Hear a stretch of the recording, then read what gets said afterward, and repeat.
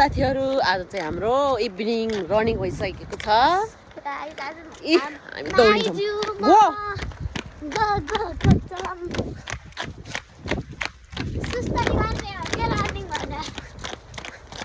running भने सुस्तरी गर्ने हो कहाँ यसरी गर्नुहुन्छ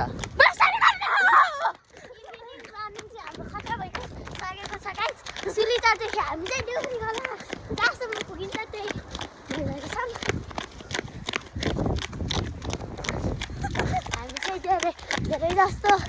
आफ्टरनुनमा जान्थ्यौँ अहिले चाहिँ इभिनिङमा हिँडिरहेको छ हामी बच्चाहरूलाई रनिङ चाहिँ गराउनु पर्छ अरे क्या हप्ताको एकचोटि